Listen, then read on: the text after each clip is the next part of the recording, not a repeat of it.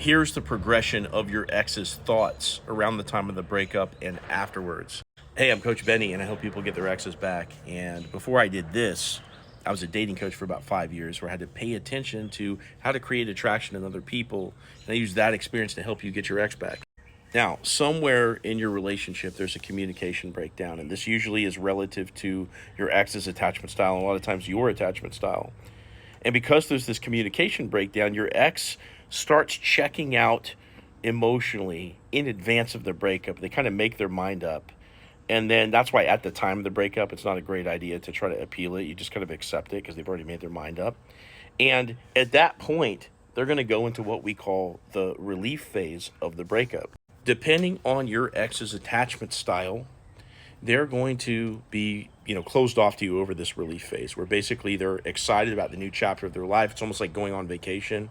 And, they're going to stick with that decision. They might even like push you out of their mind entirely. Sometimes they won't. It relates back to their attachment style. But the bottom line is, while they're in relief phase, you are getting nowhere. And that's why any action that you want to take at the height of your emotions, okay, the height of your emotions is in the low point of their emotions, the relief phase. That's why any action that you take is just going to fall on deaf ears, and you really have to police yourself to not take action. You're in quicksand right now.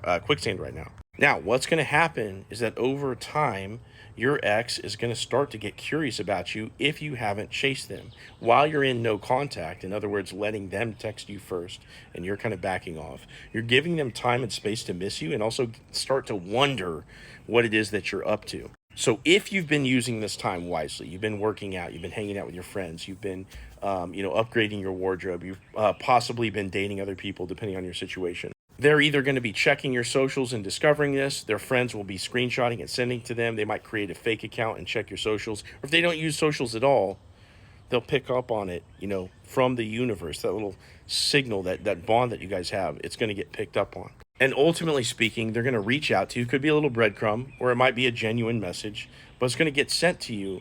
And that's where you're going to start to play your cards. So in the curiosity phase, if you play your cards right, that is not being overly enthusiastic, letting them do more than you, keeping your feelings a mystery to them, not really complimenting them or confirming that you're sitting around missing them or anything like that, letting them make the first moves and keeping it fun when you interact, you will now transition them into the anxiety phase.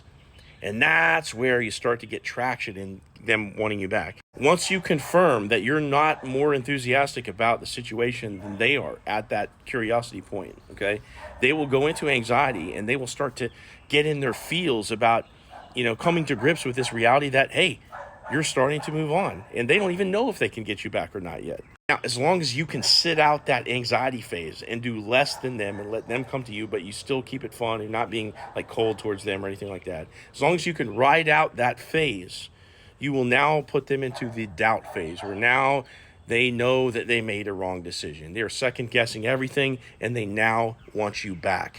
Now, the transition of your ex through these phases has everything to do with how well you play your cards throughout the process. If you make mistakes, you're going to, prolong the relief phase, for example, or send them back into relief phase, from some of these other phases. So if you want my help to not make mistakes, click into my profile, click this link, set up a call with me, and we're going to talk about your story, and I'm going to give you a game plan on exactly what to do.